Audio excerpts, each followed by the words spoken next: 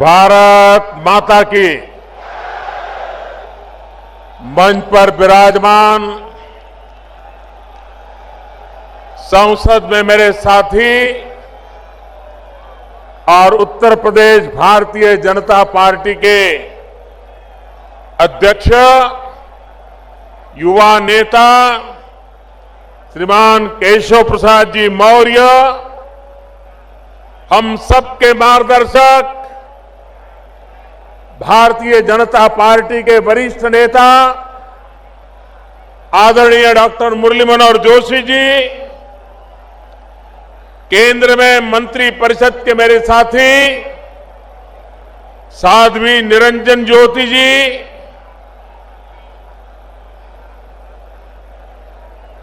संसद में मेरे साथी श्री ओम जी, श्री देवेंद्र सिंह जी, केंद्र में मंत्री परिषद के मेरे साथी श्रीमान राजीव प्रताप रूडी जी, विधायक एवं महासचिव श्री सलील बिश्नोई जी, प्रदेश सचिव श्रीमान स्वतंत्र देव पटेल जी,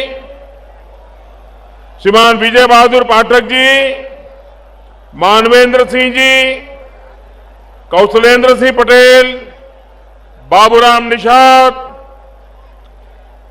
श्रीमती कृष्णा पासवान जी, प्रकाश शर्मा जी, सुरेंद्र मैथानी जी, अरुण पाठक जी, राहुल अग्निहोत्री जी, सत्यदेव पचौरी जी, श्रीमती अनीता गुप्ता जी, श्री रघुनंदन भदौरिया जी, रामशरण कटियार जी, सतीश महाना जी, श्रीमान हरद्वार दुबे जी और विशाल संख्या में पधारे हुए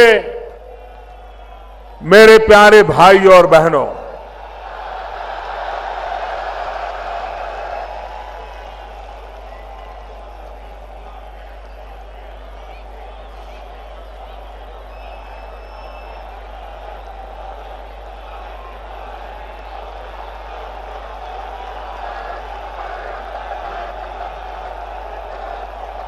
पिछले कुछ दिनों में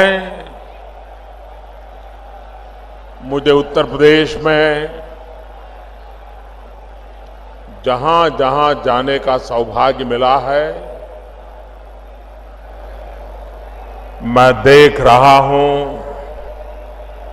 उत्तर प्रदेश में परिवर्तन की लहर नहीं, परिवर्तन की आंधी चल पड़ी है, आंधी चल पड़ी। ऐसा लग रहा है कि आने वाले चुनाव में उत्तर प्रदेश का हर नागरिक परिवर्तन का संकल्प पूर्ण करने के लिए जी जान से जुट गया है। भाइयों बहनों, आपके बीच आने से पहले मुझे भारत सरकार के कार्यक्रम में शरीक होना था। यहीं पर पास में ही उस कार्यक्रम का समारोह था। अनेक प्रकार की नई योजनाएं खास करके उत्तर प्रदेश के नौजवानों के लिए, देश के नौजवान जिसके पास ऊर्जा है, ऐसे ऊर्जावान नौजवानों के हाथ में अगर हुनर आ जाए तो मेरा देश का ऊर्जावान नौजवान पूरे भारत को नई ऊर्जा दे सकता है, नई गति दे सकता है, विकास की नई उड़ान दे सकता है। और इसलिए आज यहां पर स्किल डेवलपमेंट के अनेक योजनाओं का आरंभ किया है। पूरे देश में भी अनेक कार्यक्रमों को आज लॉन्च किया गया है।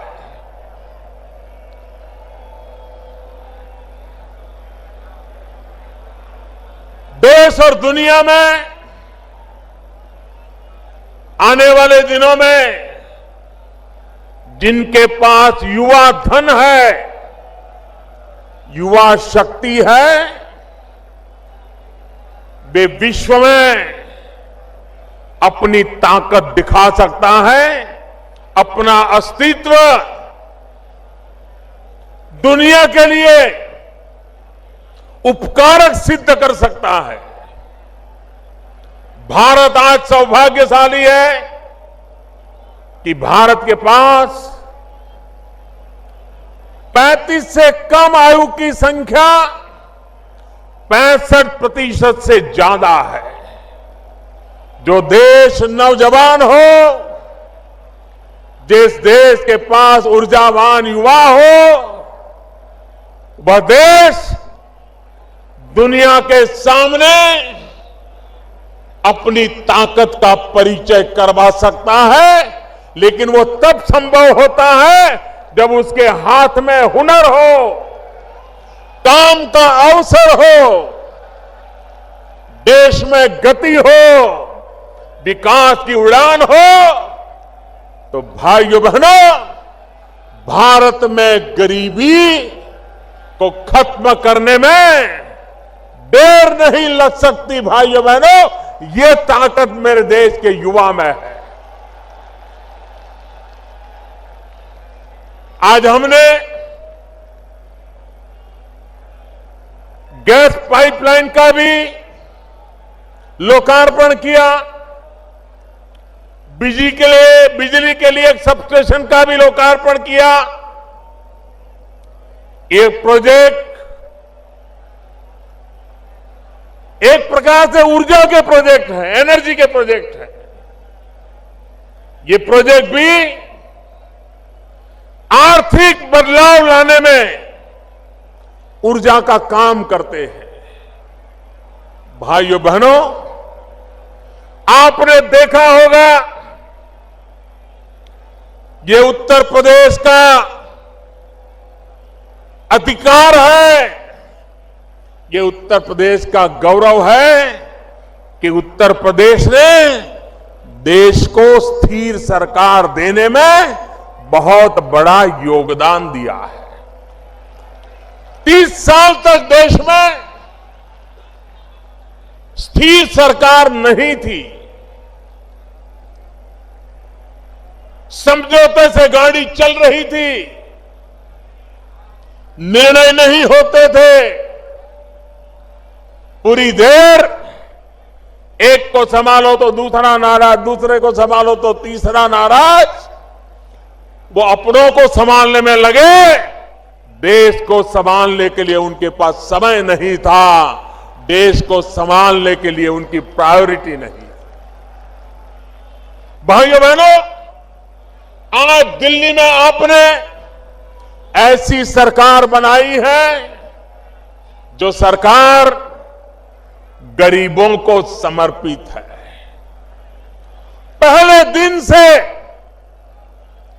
हमने जो जो योजना लाए हैं, वो सारी योजनाएं इस देश के गांव, गरीब, किसान, दलित, पीड़ित, शोषित, वंचित, माताएं, बहनें, युवा, उन्हीं के जीवन में बदलाव लाने के लिए हमारी सभी योजनाएं केंद्रित है। मैं हैरान हूं,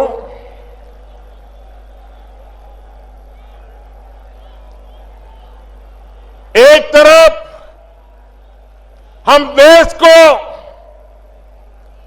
भ्रष्टाचार से मुक्त कराने की लड़ाई लड़ रहे हैं, काले धन से देश को मुक्त कराने की लड़ाई लड़ रहे हैं। हमारा एजेंडा है भ्रष्टाचार बंद हो, हमारा एजेंडा है काला धन बंद हो, लेकिन उनका एजेंडा है संसद बंद हो, संसद बंद हो, संसद बंद हो। पूरा महीना संसद चलने नहीं दी।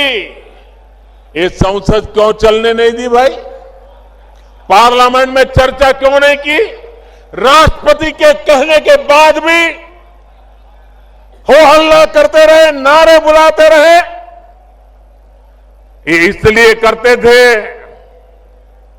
कि जिन मुद्दों पर सरकार चर्चा चाहती थी, इससे वो भाग रहे थे, डर रहे थे।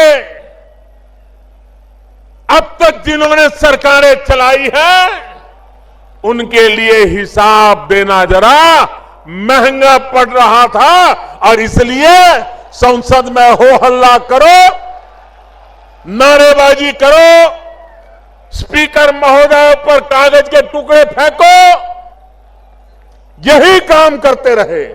अरे म्युनिसिपैलिटी में चुने हुए लोग भी ऐसा व्यवहार करने से पहले 50 बार सोचते हैं। देश की संसद को, उसकी गरिमा को अपने राजनीतिक स्वार्थ के लिए चोट पहुंचाने का प्रयास, मेरे देशवासियों, ये बातें सामान्य नहीं है, गंभीर है। देशवासियों को समझना होगा। संसद पहले भी रुकती थी, संसद में पहले भी रुकावटें आती थी, लेकिन तब रुकावटें आती थी क्योंकि विरोधी दल मिलकर के बेईमानों के खिलाफ लड़ाई लड़ना चाहते थे, घोटालों को उजागर करना चाहते थे, घोटालेबाजों को सजा मिले इसकी मांग कर रहे थे और इसलिए कभी कभी संसद में व्यवधान आते थे। पहली बार देश में ऐसा हुआ कि बेईमानों की मदद करने के लिए कुछ लोग संसद में नारे बोल रहे थे। सरकार बेईमानों को ठिकाने लगाने में लगी थी, विरोधी दल बेईमानों को बचाने के लिए एकजुट हो रहे थे। देश आज दो हिस्सों में बटा हुआ है। एक तरफ मुट्ठी भर वो नेता है जो काले धन को, भ्रष्टाचार को, बेईमानी को बचाने में लगे हुए हैं और दूसरी तरफ पूरा हिंदुस्तान है जो ईमानदारी के रास्ते पर चलने के लिए कुछ भी सहने को तैयार है।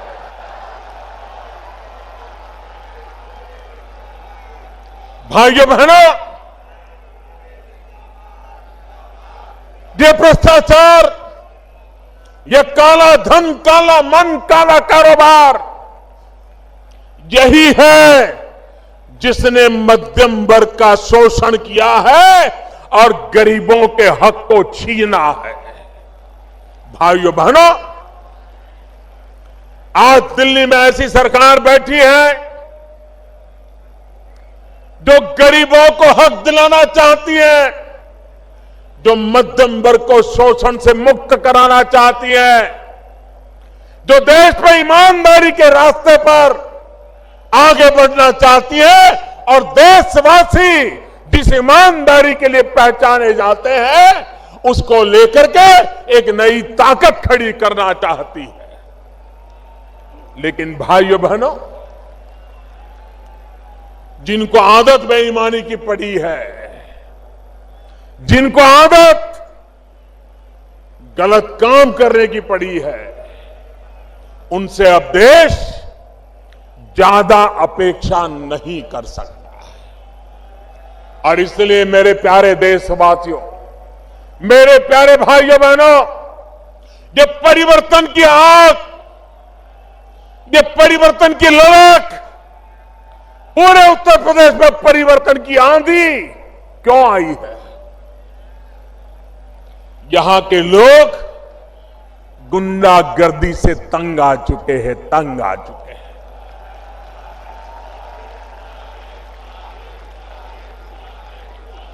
हर कोई गुंडागर्दी कर रहा है। सरकार में बैठे लोग गुंडागर्दी करने वालों को सह दे रहे हैं भाइयों, तो सामान्य मानवी जाएगा कहां?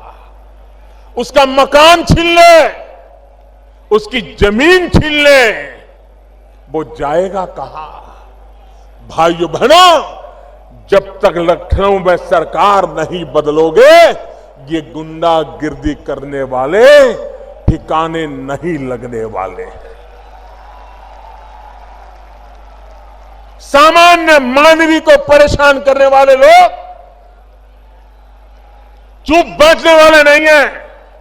और इस चुनाव में भी ये गुंडागिर्दी पालने वाले और गुंडागिर्दी करने वाले बेखौफ होकर के चुनाव में अनाप शनाप सब कुछ करने पर तुले होंगे, लेकिन ईमानदारी के रास्ते पर चलने वाला हिंदुस्तान का नेक दिल इंसान उत्तर प्रदेश के भविष्य के लिए संकल्पबद्ध होकर के परिवर्तन ला करके रहने वाला है, ये मैं साफ देख रहा हूं। भाइयों बहनों,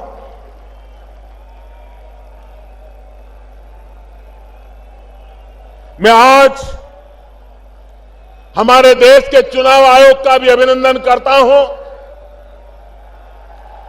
उन्होंने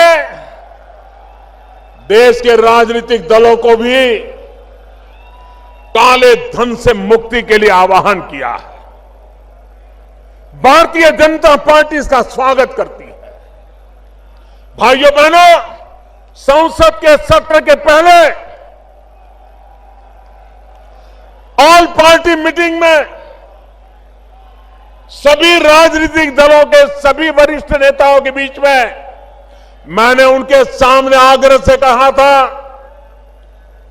कि देश ईमानदारी चाहता है, देश ईमानदारी के रास्ते पर आगे बढ़ना चाहता है। राजनीतिक दल, राजनेता, उनके प्रति जनता के दिल में अविश्वास भरा पड़ा है। लोकतंत्र में हम राजनेताओं की, राजनीतिक दलों की जिम्मेवारी है कि हम जनता को ईमानदारी का विश्वास दिलाएं। और मैंने कहा था कि इस बार संसद में हम खुल करके चर्चा करें, दो विषयों पर खुल करके चर्चा करें कि पॉलिटिकल पार्टियां, राजनीतिक दल, उनको चंदा कैसे मिलना चाहिए, ये चंदे का हिसाब किताब कैसे होना चाहिए, देश की जनता के सामने ये चंदे के संबंध में राजनीतिक दलों पे जो उंगलियां उठी रही है, क्या देश की जनता की इच्छा आकांक्षा के अनुकूल हम मिलकर के कोई रास्ता खोज सकते हैं कि नहीं खोज सकते? ये बात मैंने ऑल पार्टी मीटिंग में कही थी और मैंने आग्रह किया था कि सदन में इसकी चर्चा होनी चाहिए। मैंने दूसरी बात कही थी, जो हमारे देश के आदरणीय राष्ट्रपति जी ने भी अभी उसका उल्लेख किया। आदरणीय प्रणब मुखर्जी जी ने कहा कि हमारे देश में लोकसभा और विधानसभाओं के चुनाव अलग अलग होते हैं, उसके कारण देश पर बहुत बड़ा बोझ पड़ता है। काले धन के कारोबार को अवसर मिल जाता है। क्यों न देश में लोकसभा और विधानसभाओं के चुनाव साथ साथ कराने का वातावरण क्यों न बनाया जाए, व्यवस्था क्यों न खड़ी की जाए। आए दिन चुनावों के कारण गांव गांव में तनाव पैदा हो जाता है, सारी विकास की यात्रा रुक जाती है। अगर 5 साल में एक बार चुनाव हो, 5 साल सब सरकारें जो भी चुनकर आए वो काम करे। मैंने सभी पार्टियों को कहा था उस पर भी चर्चा होनी चाहिए, लेकिन सदन चलने नहीं दिया गया, क्योंकि ये दोनों बातें ऐसी थी कि जिससे ये चर्चा में भाग लेना नहीं चाहते थे।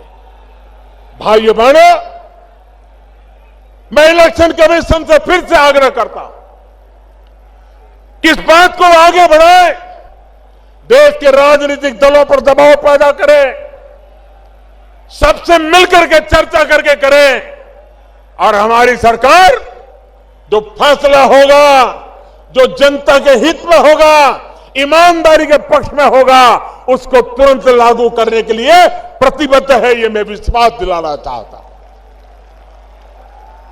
भाइयों बहनों, भ्रष्टाचार और काले धन के खिलाफ लड़ाई हर प्रकार से हमें जीतनी है। भ्रष्टाचार और काले धन से देश को मुक्त कराना है। हमारे देश की बर्बादी के मूल में यही बीमारी है जिसने गरीब को गरीब रहने के लिए मजबूर किया है। और इसलिए भाइयों बहनों, आवश्यक है कि हम इस लड़ाई में एक सिपाही बनकर के देश के उज्जवल भविष्य के लिए काम करें। भाइयों बहनों,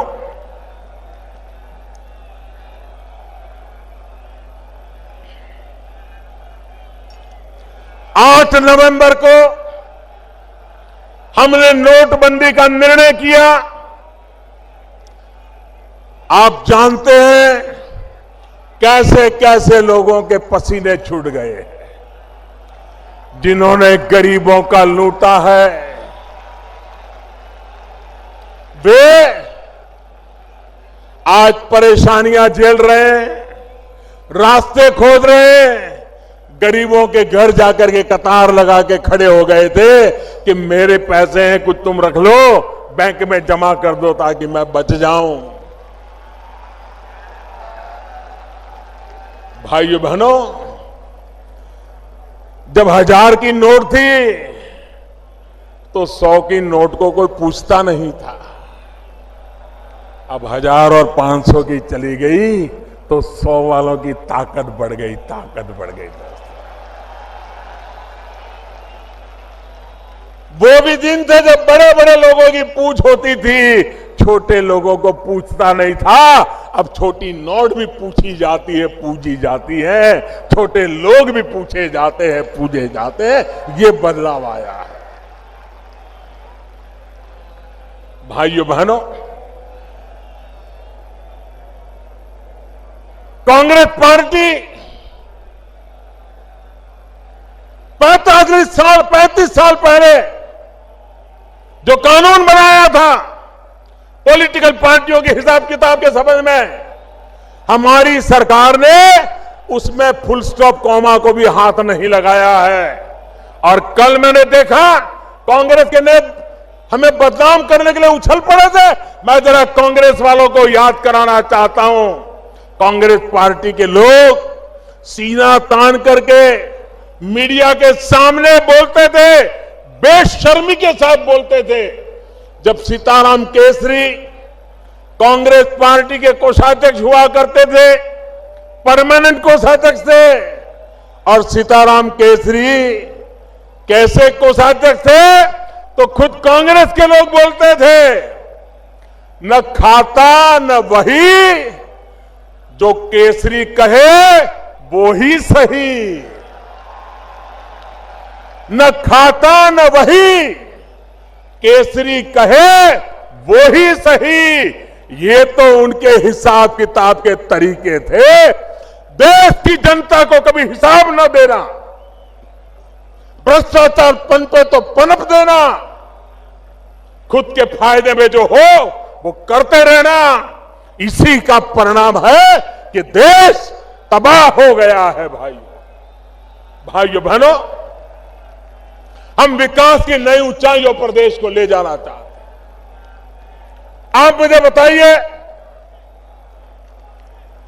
आजादी के 70 साल बाद उत्तर प्रदेश में इतनी सरकारें आके गई, इतने सारे प्रधानमंत्री बने उत्तर प्रदेश से, उसके बावजूद भी उत्तर प्रदेश में करीब करीब 1500-1600 गांव ऐसे हैं जहां पर 21वीं सदी में भी बिजली का खंभा नहीं पहुंचा, बिजली का तार नहीं पहुंचा, बिजली का लट्टू नहीं लगा। क्यों भाई? मेरे उत्तर प्रदेश के उन 1500-1600 गांवों का क्या दोष है कि उनको 18वीं शताब्दी में जीने के लिए मजबूर किया गया? क्या कारण है? भाइयों बहनों, मैंने लाल किले पर से आह्वान किया था पिछले वर्ष और मैंने कहा था 1000 दिन में हिंदुस्तान के जो 18,000 गांव, जिसमें उत्तर प्रदेश के 1500-1600 गांव है, 1000 दिन में मैं बिजली पहुंचा दूंगा। भाइयों बहनों, आज बड़े संतोष के साथ मेरे उत्तर प्रदेश के भाइयों बहनों को मैं कहना चाहता हूं, जो 1500-1600 गांव थे उसमें अब 70-72 गांव बाकी रहे हैं। बाकी गांवों में बिजली पहुंच गई, लोगों ने बिजली घरों में लेना शुरू कर दिया। भाइयों बहनों, जो 70-72 गांव बाकी रहे हैं उसमें भी 50 गांव ऐसे हैं जहां कोई लोग ही नहीं रहते, सिर्फ कागज पर गांव का नाम बचा है। एक प्रकार से सिर्फ 20-22 गांव बाकी है जिसका काम तेजी से चल रहा है। अगर यहां की सरकार रुकावट न डाले तो वो काम भी बहुत तेज गति से पूरा कर देंगे। ये मैं हिसाब आपको दे रहा हूं। भाइयों बहनों, एक समय था गैस का कनेक्शन लेना हो, गैस सिलेंडर लेना हो तो कितने पापड़ बेलने पड़ते थे। ये माताएं बहनों ने तो कभी सोचा भी नहीं था, गरीब माँ बाप बहनों ने, कि कभी उनके घर में भी गैस का चूल्हा होगा, गैस का सिलेंडर होगा और फटाक से खाना पका करके, खाना बच्चों को खिला करके रोजी रोटी कमाने के लिए जा पाएंगे। कभी सोचा तक नहीं था। हमने बीड़ा उठाया है। 3 साल के भीतर भीतर हिंदुस्तान के गरीब परिवारों में गैस का कनेक्शन देना, गैस का सिलेंडर पहुंचाना और लकड़ी के चूल्हे से सहज बर्बाद हो रही मां बहनों को बचाने का हमने बीड़ा उठाया है। और आज अकेले उत्तर प्रदेश में लाखों परिवारों में कोई भ्रष्टाचार की शिकायत नहीं है, कोई भाई भतीजेवाद की शिकायत नहीं है, कोई जातिवाद की शिकायत नहीं है। जिसका भी नाम गरीबी की रेखा के नीचे रिकॉर्ड पर लिखा है, 35 लाख से ज्यादा लोगों के घरों में गैस का कनेक्शन पहुंच गया, गैस का चूल्हा जलने लग गया, बच्चों को अच्छा खाना मिलना शुरू हो गया। भाइयों बहनों, अगर काम करना चाहे तो काम कैसे हो सकता है, इसका ये उदाहरण आप दे सकते हैं। भाइयों बहनों, ये उत्तर प्रदेश कोई साल ऐसा नहीं जाता है जबकि गन्ना किसान परेशान न होता हो। मिले समय पर चालू न होना, गन्ना किसानों को पैसा नहीं मिलना, मिले देर से चालू करने के कारण गन्ने का वेट कम होता है, मिलों वालों को मुनाफा होता है। पहली बार भाइयों बहनों समय पर मिलें चालू हुई है और गन्ना किसानों के 2013, 14, 15 में जो बकाया राशि 20-22 हजार करोड़ थी, उसको भुगतान करने में हमारी सरकार ने सफलता पाई है। भाइयों बहनों, यह काम होता है और इसलिए हम देश के किसान को भी ताकत देना चाहते हैं। सॉइल हेल्थ कार्ड, यूरिया का निम कोटिंग, आप जानते हैं यूरिया का क्या उपयोग होता था। मैं जरा दिल्ली वालों को कहना चाहता हूं, दिल्ली वाले बड़े चाव से जो दूध पीते थे ना, उनको पता भी नहीं चलता था कि सही में गाय या भैंस का दूध कौन सा है और यूरिया से बना हुआ सिंथेटिक दूध कौन सा है, पता तक नहीं चलता था। यूरिया का उपयोग खेत में किसानों को मिलने के बजाय देश को बर्बाद करने पर तुले हुए मुट्ठी भर लोग उसमें से सिंथेटिक दूध बना करके दिल्ली के लोगों तक पहुंचा देते थे। अब हमने यूरिया का नीम कोटिंग कर दिया। अब यूरिया का नीम कोटिंग करने के कारण उसका सिर्फ एक ही उपयोग हो सकता है और वो जमीन में खेत में डालने के सिवाय कोई उपयोग नहीं हो सकता है। बताइए मेरे भाइयों बहनों, करोड़ों करोड़ों बच्चों की जिंदगी हमने बचाई कि नहीं बचाई? बताइए मेरे भाइयों बहनों, करोड़ों करोड़ों बच्चों की जिंदगी बचाई कि नहीं बचाई?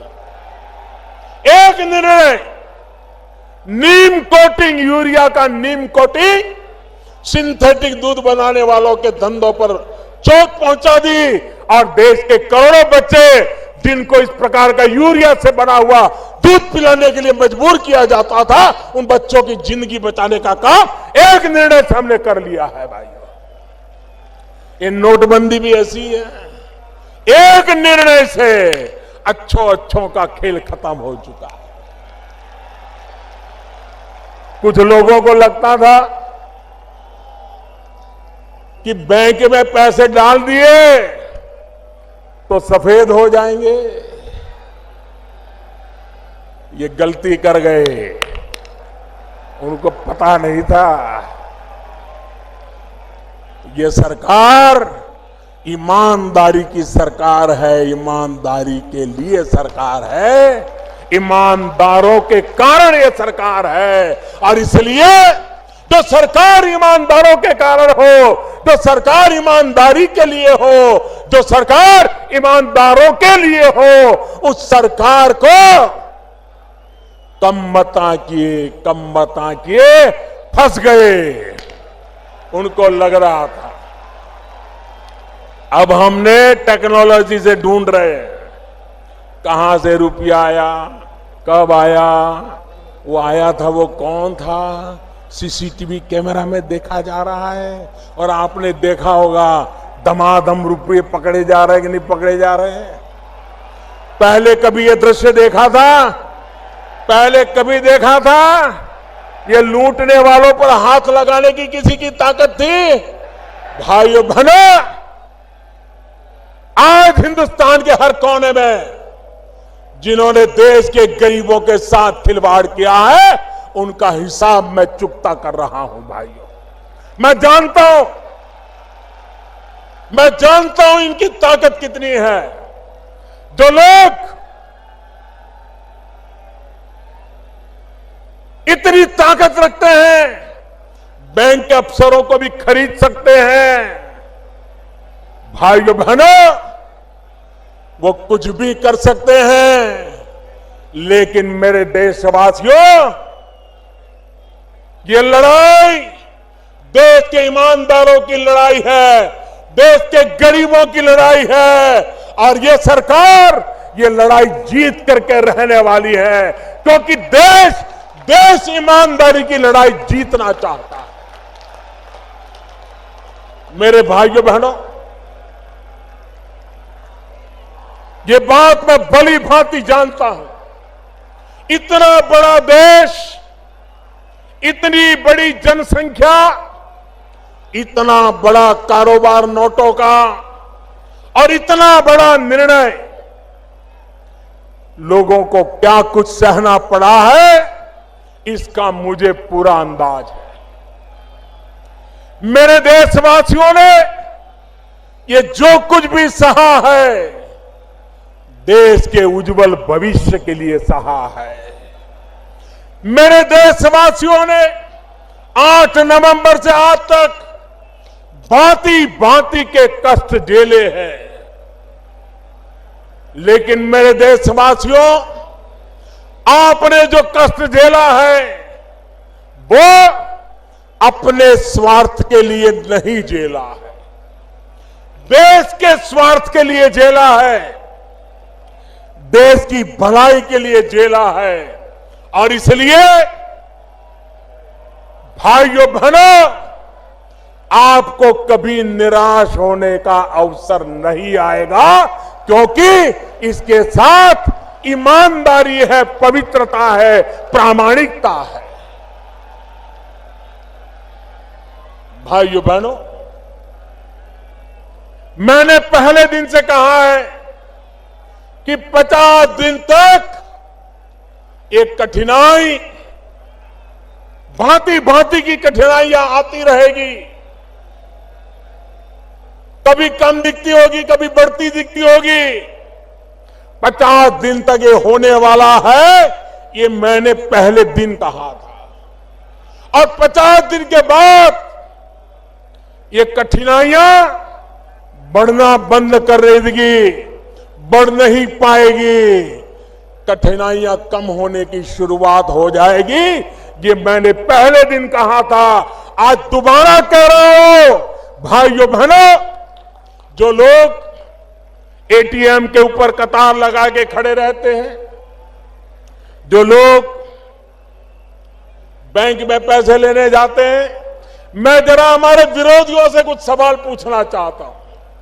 एक तरफ वो कहते हैं कि लोगों का बैंक में खाता ही नहीं है, खाता ही नहीं है। दूसरी तरफ कहते हैं कि लोग बैंक में पैसे लेने, गरीब आदमी जाता है, उसको पैसा नहीं मिलता है। भाई एक चीज तो सच बताओ, एक तरफ कहते हो गरीब का खाता नहीं, दूसरी तरफ कहते हो गरीब पैसे लेने जाता है, मिलता नहीं। जनता को गुमराह करने के लिए झूठ क्यों बोलते हो?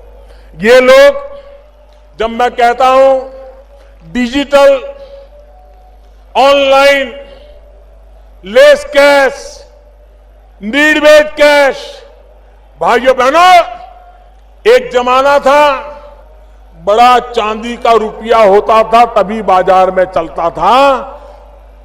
बदलते बदलते बदलते कागज की नोट तक रुपया आ गया। भाइयों बहनों, अब तो वक्त वो आया है कि हाथ लगाए बिना भी मोबाइल फोन से रुपयों का कारोबार किया जा सकता है। आपकी मोबाइल फोन ही आपकी बैंक बन जाती है। चाय पी करके मोबाइल फोन से पैसे दिए जा सकते हैं, चाय पीने वाले से मोबाइल से पैसा लिया जा सकता है, नोटों के बिना किया जा सकता है। जब मैं ये बताता हूं तो ये लोग क्या कहते हैं, कर इस देश में कहां लोगों के पास मोबाइल फोन है, इस देश में कहां ये है। यही लोग हर चुनाव में ये भाषण देते थे कि राजीव गांधी प्रधानमंत्री थे, वो हिंदुस्तान में कंप्यूटर युग लाए। राजीव गांधी प्रधानमंत्री थे, इस देश में मोबाइल फोन लाए। राजीव गांधी प्रधानमंत्री थे, इस देश के गरीबों के हाथ में उन्होंने मोबाइल फोन दे करके एम्पावरमेंट किया। यही भाषण ये लोग करते थे। लेकिन अब जब मैं कह रहा हूं कि मोबाइल फोन को बैंक बना दो, तो कहते हैं मोबाइल फोन है ही कहां, गरीब के पास मोबाइल है कहां। इतना झूठ बोलते हो आप लोग। यही लोग ढोल पीटते थे कि राजीव गांधी ने मोबाइल फोन दिया, अब मैं कहता हूं मोबाइल फोन का बैंक बनेगा, तो कहते हैं मोबाइल फोन है ही नहीं। आप इनको पहचानो एक कितना झूठ बोलते हैं। ये लोग गुमराह कैसे करते हैं, लोगों को भड़काने का काम कैसे करते हैं। भाइयों बहनों, ये सरल कारोबार है और भारत सरकार ने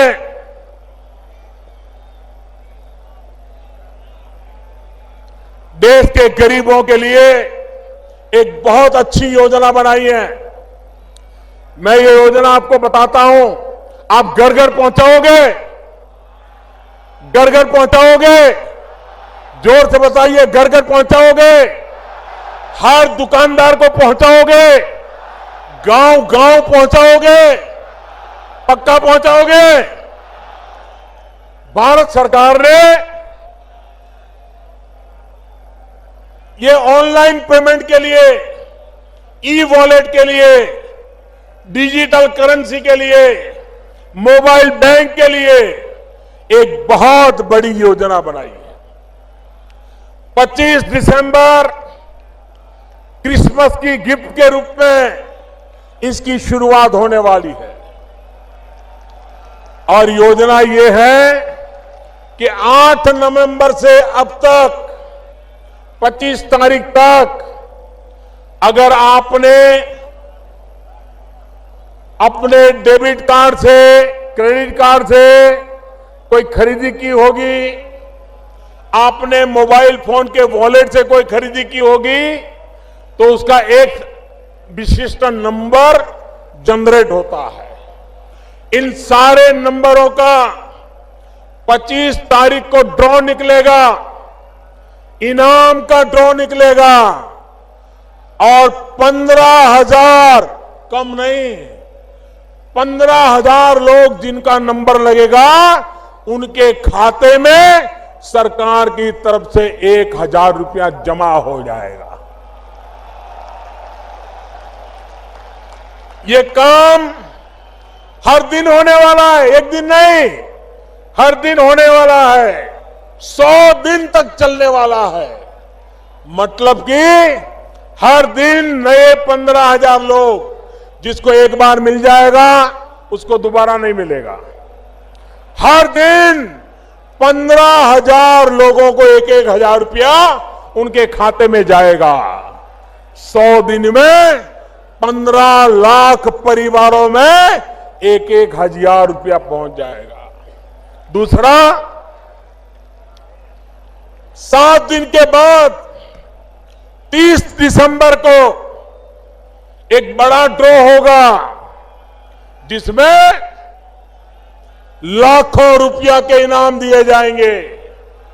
और 3 महीने के बाद 14 अप्रैल डॉक्टर बाबा साहब आंबेडकर की जन्म जयंती पर एक बम्पर ड्रॉ होगा और 8 नवंबर से लेकर के 14 अप्रैल तक जिसने भी इस प्रकार से कारोबार में खरीद बिक्री की होगी उनको करोड़ों करोड़ों रुपयों का इनाम दिया जाएगा। भाई,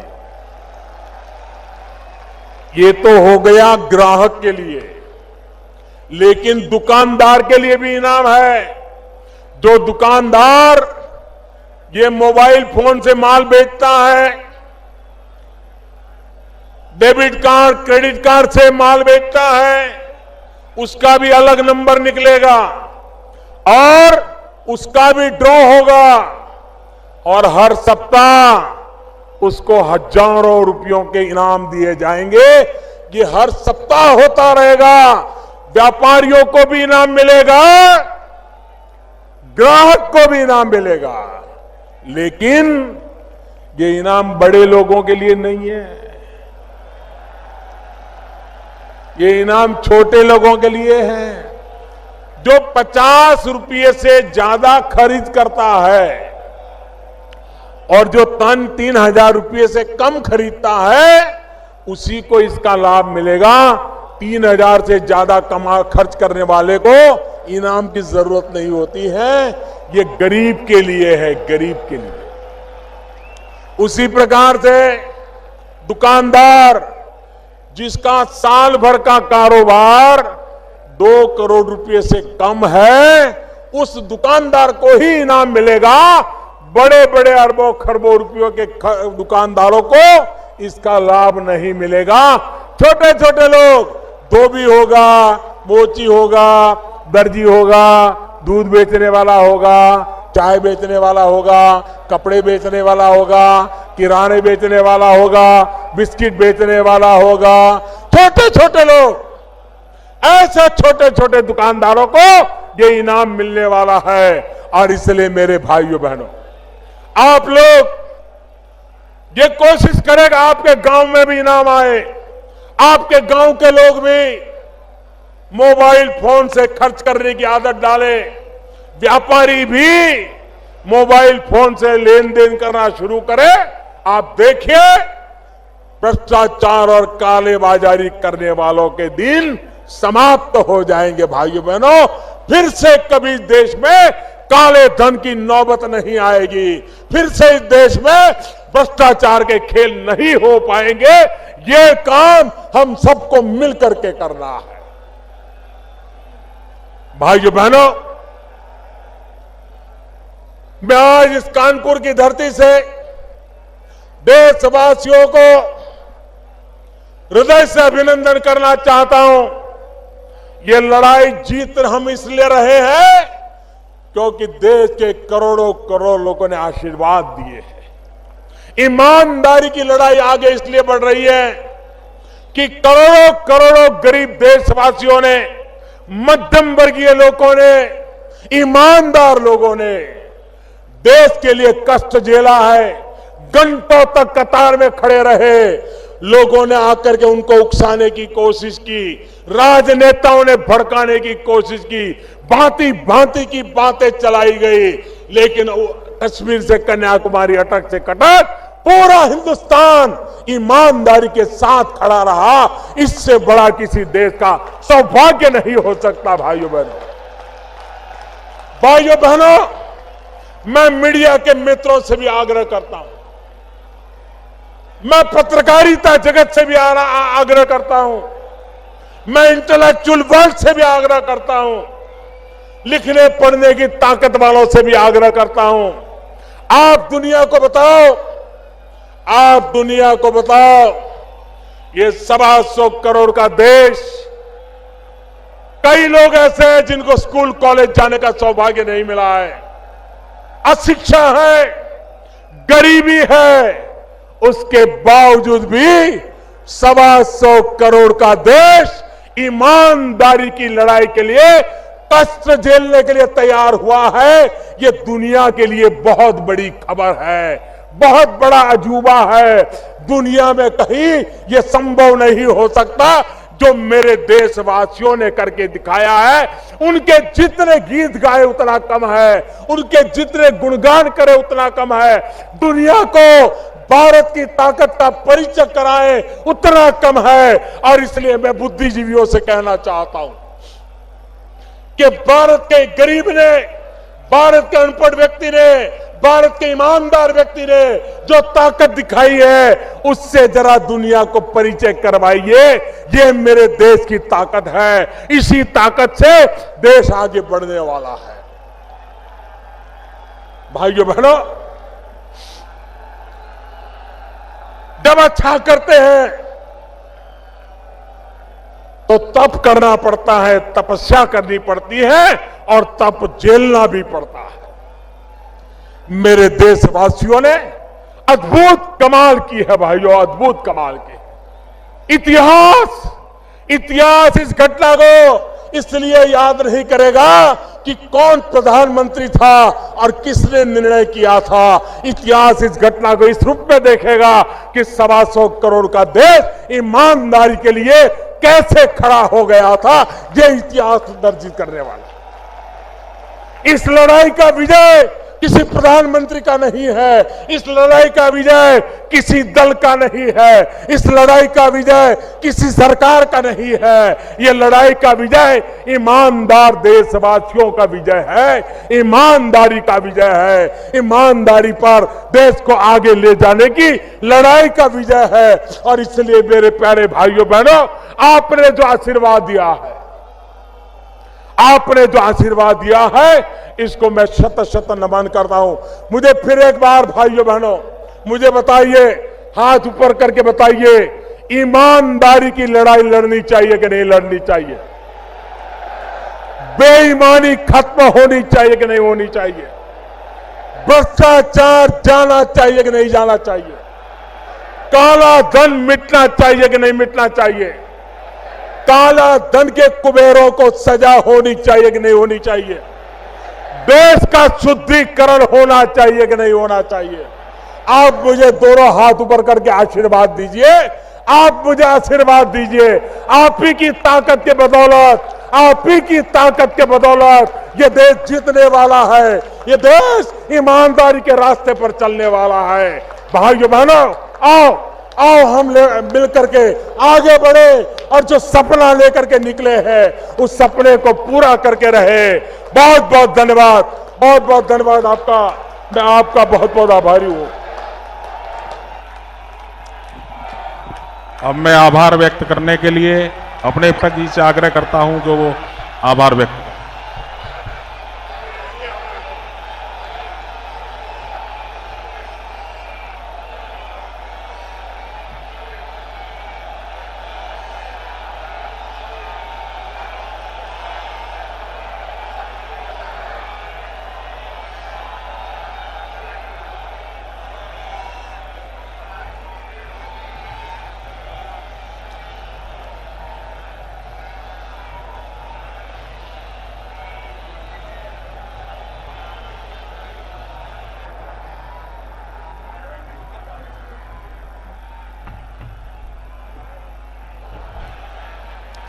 महिलाएं रुके रहेंगी, महिलाएं रुके रहेंगी, बाद में निकले। थोड़ा भीड़ ज्यादा है इसलिए महिलाएं अपने यहां रुके रहें, फिर बाद में निकलेंगे।